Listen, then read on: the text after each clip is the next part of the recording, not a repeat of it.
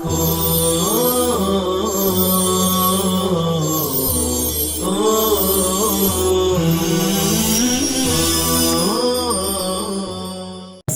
علیکم ورحمۃ اللہ وبرکاتہ۔ عزیز طلبہ، پہلے والے سبق میں باب معرفت الوقوف کا مکمل بیان آپ کے سامنے آ چکا ہے۔ اب یہ باب ہے باب معرفت المقطوع والموصول، یعنی مقطوع موصول، اور اسی طرح سے اس کے اندر جو ہے مصنف رحمۃ اللہ علیہ تائے تانیث کو بھی ذکر کریں گے، لیکن اس کے لیے الگ جو ہے بیان اور باب جو ہے قائم کیا ہوا ہے، گرچہ کہ اس کا پہلا شعر وَعْرِفْ لِمَقْطُوعٍ وَمَوْصُولٍ وَتَا، یعنی تا بھی اس میں شامل ہے، لیکن اس کے لیے چونکہ انہوں نے ایک الگ باب بیان کیا ہے، اس لیے اس کو وہیں پر اس کے متعلق ذکر کریں گے۔ پہلی بات جو ہے آج کے سبق میں آپ کو یہ بتلانی ہے کہ آپ کو معلوم ہونا چاہیے کہ اب اخیر کتاب تک، یعنی ختم کتاب تک باب معرفت وقوف کا ہی پورا بیان ہے، اور اسی کا جو ہے ہر باب حصہ بنتا ہے، جیسا کہ آپ کو تفصیل سے معلوم ہو جائے گا۔ اب جو ہے باب معرفت المقطوع والموصول کے اندر یہ بتلانا ہے کہ کون سے کلمات کو ایک ساتھ لکھا جائے گا اور کون سا کلمہ جو ہے الگ الگ لکھا جائے گا، یا ایک ہی کلمہ جو ہے کہیں پر الگ الگ لکھا ہوا ہے، کہیں پر ایک ساتھ لکھا ہوا ہے، تو اس کی جو ہے مصنف رحمۃ اللہ علیہ تعیین کریں گے کہ فلاں فلاں جگہ جو ہے مقطوع لکھو یا موصول لکھو، اس کے علاوہ کو مقطوع یا موصول لکھو۔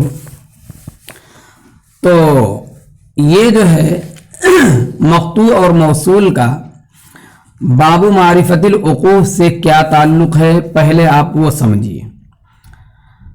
اصل میں وقف کا ایک اجماعی مسئلہ اور اصول یہ ہے کہ قرآنی رسم الخط اس کے متعلق جو ہے آپ کو کیا کہتے ہیں، مقدمۃ الکتاب کے اندر بھی اچھی خاصی بحث کی گئی تھی اس سے متعلق، رسم الخط سے یعنی رسم عثمانی کے متعلق۔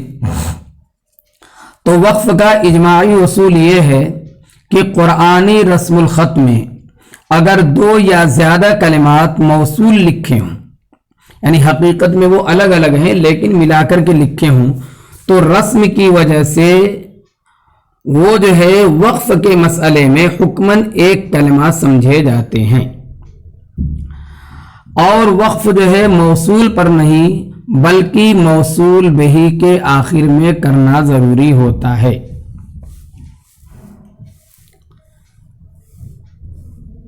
البتہ جو کلمات مقطوع یعنی جدا جدا لکھے ہوں گے، ان کے ہر کلمے پر وقف صحیح ہو سکتا ہے، مستحب ہے، اچھا ہے یہ نہیں، وقف صحیح ہو سکتا ہے۔ مثلا اینا اور ما یہ دو کلمات الگ الگ ہیں، اب یہ جو ہے قرآن کریم میں کہیں پر آپ کو اینما یعنی ایک ساتھ ملے ہوئے لکھے ہوں گے، اور کہیں اینا الگ اور ما الگ لکھا ہوا ہے۔ اگر مقطوع مرسوم ہیں تو ہر ایک پر وقف صحیح ہوگا، یعنی اینا پر بھی وقف کر سکتے ہیں، ما پر بھی وقف کر سکتے ہیں۔ ورنہ اگر جو ہے یہ اینما، آپ جو ہے ایک بات یاد رکھیے گا اس بحث کے اندر کہ جہاں جو ہے کلمہ مقطوع بتلانا ہوگا وہاں پر میں ذرا سکتے کے ساتھ بولوں گا، اور جہاں موصول بتلانا ہوگا وہاں جلدی بولوں گا۔ جیسے اینما، اس سے آپ سمجھیے کہ موصول ہے، اور اینما ایسے بولوں تو یہ سمجھیے کہ یہ جو ہے مفصول ہے یعنی مقطوع ہے۔ بہرحال تو اینا الگ اور ما الگ اگر لکھا گیا ہو تو اینا پر بھی وقف کیا جا سکتا ہے اور ما پر بھی، یعنی دونوں کلمے پر وقف کیا جا سکتا ہے۔ लेकिन यही अगर जो है मिलाकर लिख दिया जाए ऐनमा, तो फिर जो है मौसूल होने की सूरत में अब ऐना पर वक्फ करना जो है गलत होगा। अब सिर्फ जो है मा पर वक्फ किया जा सकता है। और इस उसूल पर यानी कलिमात के आखिर में जो है वक्फ होता है, इस उसूल पर जो है आपको बहरहाल अमल करना ज़रूरी होगा, चाहे वक्फ इख्तियारी हो, चाहे इख्तिबारी हो, चाहे इस्तिरारी हो, किसी भी हालत में आपको ऐसा करना पड़ेगा। और ये भी याद रहे कि इस्म में असल के मुवाफिक तो कलिमात का कता ही है,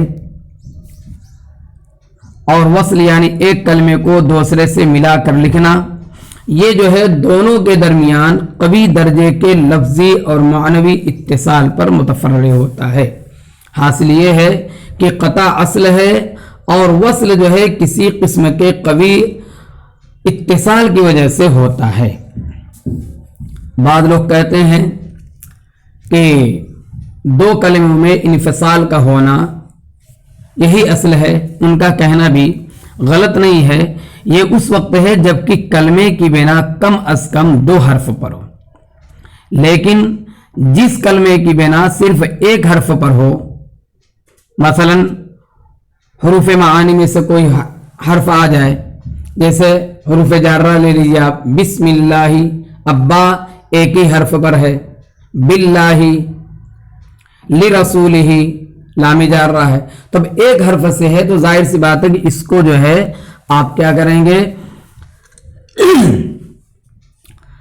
मिला के ही लिखेंगे 1 हर्फ पर हो तो।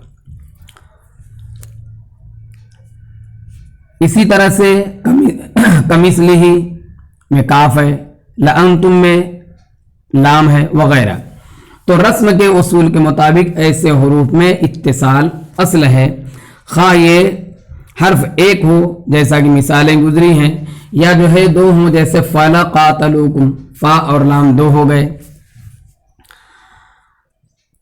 बहरहाल तो आप जो है एक बात ये याद रखिए कि इस बाबुल मक्तू वल मौसूल का जो ताल्लुक है बाबुल वक्फ से, वो इस तरह से है कि वक्फ के मसाइल अभी आपने पढ़े हैं, महल वक्फ के मसाइल की कहाँ पर वक्फ करना सही होता है, कहाँ पे नहीं होता है, कहाँ पे इब्तिदा होगी, कहाँ इआदा होगा, ये सारी तफसीलात आपने पढ़ी हैं।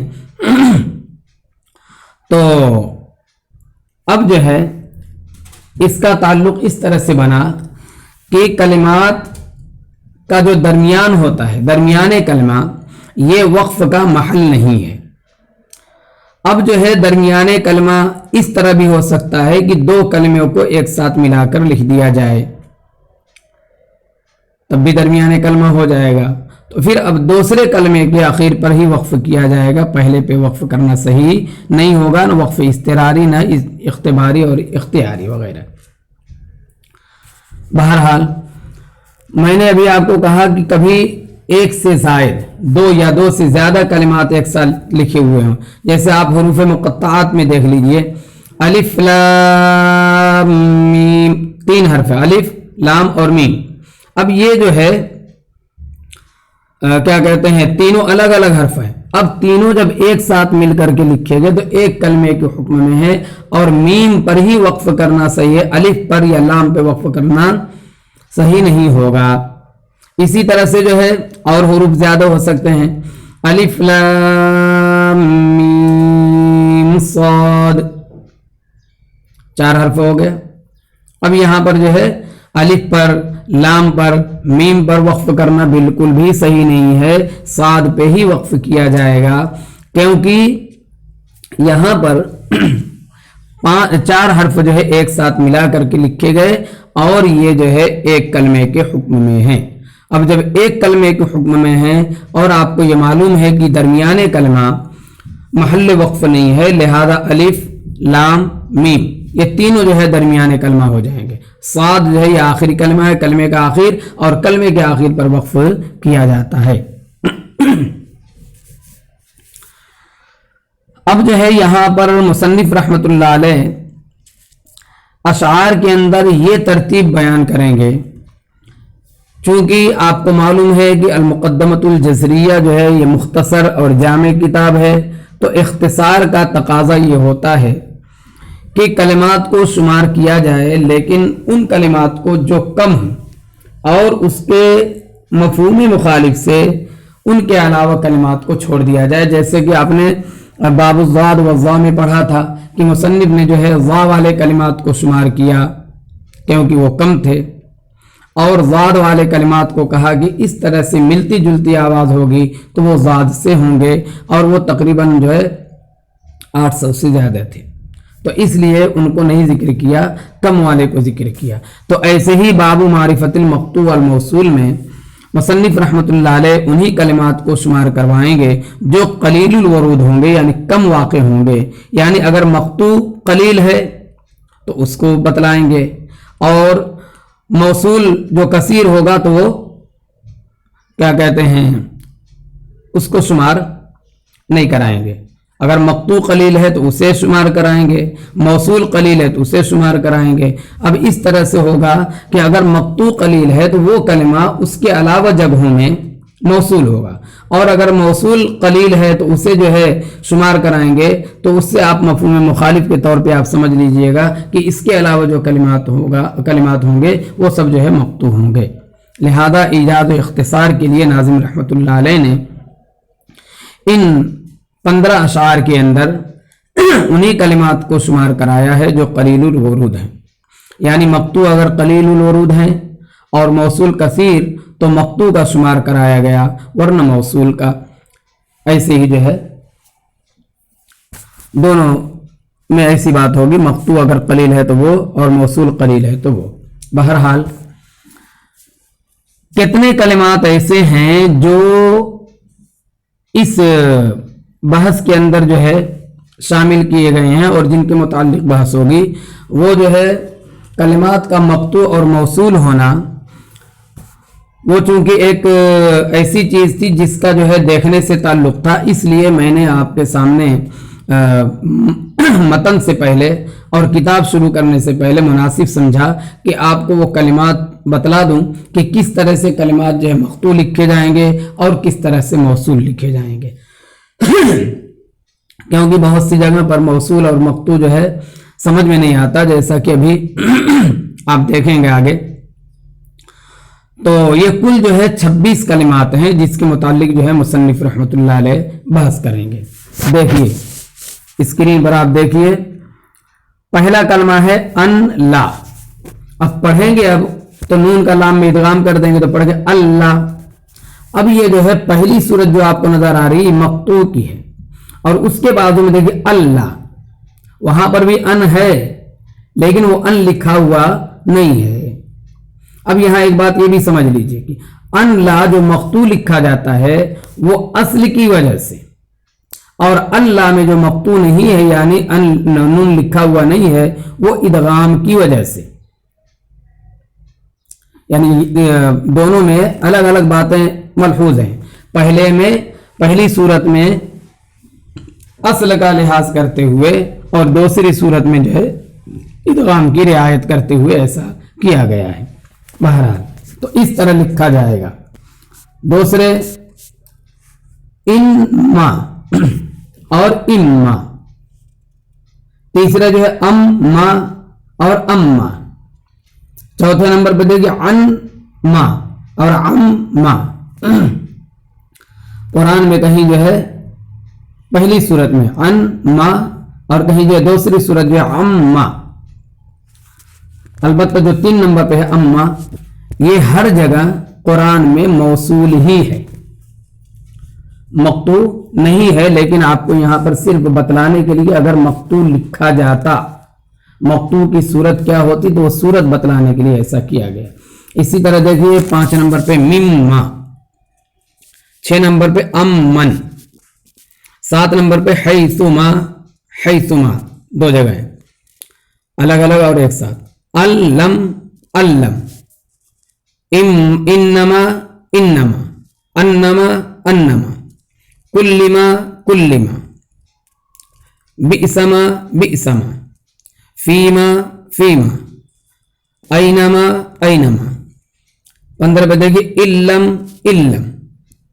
16 पे है अल्लन अल्लन, यानी अदायगी के एतबार से सब एक जैसे होंगे। 17 पे देखिए कैला कैला। 18 पे अम्मन अम्मन। 19 पे है यौमहुम यौमहुम, यौमा अलग हुम अलग और यौम एक साथ। 19 पे है 20 पे माली हादा माली लदीन माली हाउलाई। तो माली अलग, लाम अलग लिखा जाए और हादा अलग, अल्लदीन अलग, हाउलाई अलग। और एक सूरत ये थी मा लिहाजा, जैसे हम अपनी उर्दू जबान में भी बोलते हैं लिहाजा ऐसा करना चाहिए, तो वो एक साथ लिखा जाए। ला तहीना और ला तहीना। कालूहुम कालूहुम, इसमें आपको ये समझना कालूहुम ये मफसूल की मिसाल है, कालूहुम ये मौसूल की मिसाल है। इसमें कैसे फर्क होगा? कालू के वाव के बाद अलिफ जमा यहाँ पर लिखा हुआ है पहली सूरत में और दूसरी सूरत में लिखा हुआ नहीं है। तो पहली मफसूल की मिसाल है, दूसरी जो है मौसूल की मिसाल है। 23 नंबर पे अव वज़नूहुम, ये वज़नूहुम वज़नूहुम, यहां पर भी अलिफ के जरिए।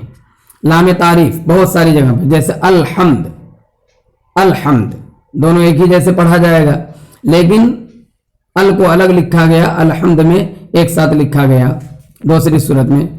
25 पे देखिए हादा और हादा, यानी हा के बाद अलिफ और हा पे खड़ा जबर।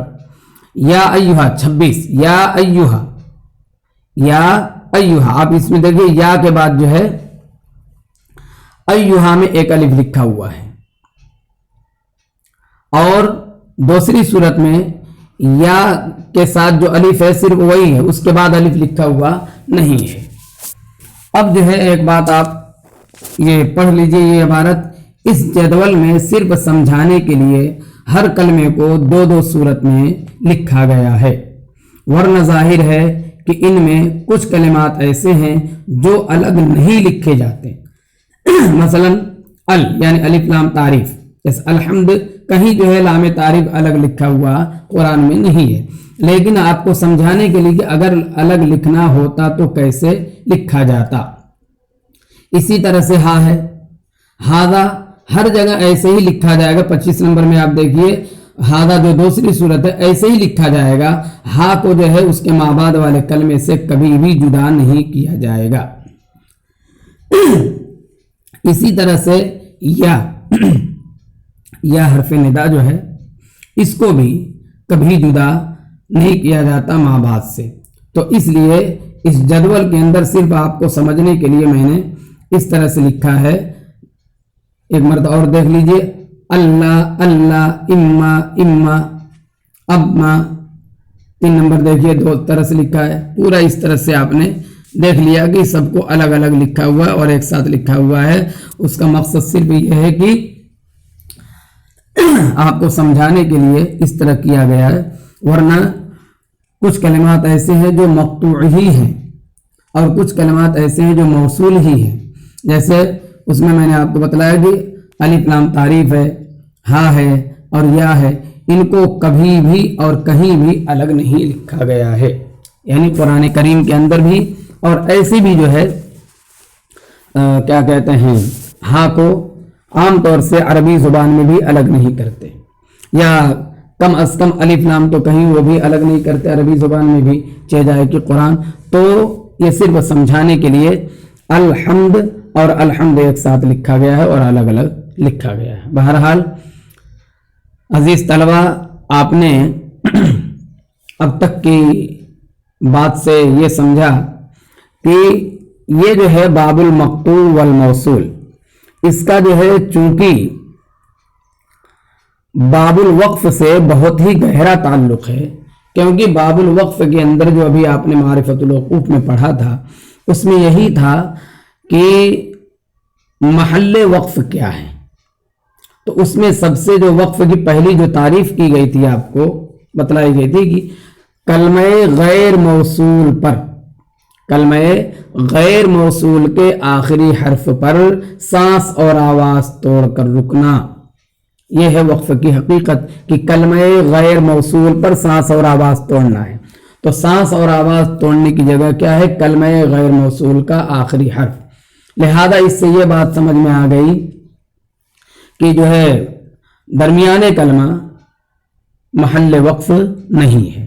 اور جب دو کلمے ایک ساتھ لکھ دیے جائیں تو وقف کے مسئلے میں وہ کلمہ واحدہ کا حکم رکھتے ہیں. اور آپ جانتے ہیں کہ کلمہ واحدہ کے بیچ میں وقف نہیں کیا جاتا.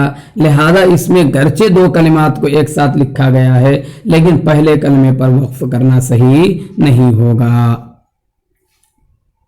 جیسے یا آدم، اب یا ہے، اب یا جو ہے ایک الگ کلمہ ہے، آدم الگ کلمہ ہے، یا حرف ندا ہے، لیکن یا آدم یہ ملا کر کے ہی لکھا جاتا ہے. لہذا آپ وقف کرنا چاہیں یا پر تو آپ کا وقف کرنا غلط ہوگا. اسی طرح سے ہاذا، یا اسی طرح سے ربی، ربی رب الگ ہے اور یا متکلم الگ ہے. ربکم، رسولہ، رسول، یعنی جتنی یہ سب ضمیریں ہیں یہ سب جو ہے ملا کر کے لکھی جاتی ہیں. تو ملا کر کے لکھنے کی وجہ سے اب پہلے اسم پر کیا کہتے ہیں وقف کرنا صحیح نہیں ہوگا. اسی لیے جو ہے مصنف نے اس کو بیان کیا ہے. اب جو ہے آپ اگلے سبق میں انشاءاللہ تفصیل سے پڑھیں گے کہ کون سے کلمے کو کہاں پر موصول اور کہاں پر جو ہے مقطوع لکھا جانا ہے. وہ جو ہے تفصیل آپ کے سامنے انشاءاللہ اگلے سبق میں آئے گی. اس جو ہے بحث کے اندر مصنف نے کل جو ہے 15 کلمات، 15 اشعار جو ہے ذکر کیے ہوئے ہیں. ان 15 اشعار کے اندر جو ہے کلمات مقطوع اور موصول کی تعیین اور توضیح انشاءاللہ آپ کے سامنے کی جائے گی ان 15 اشعار کے ضمن میں.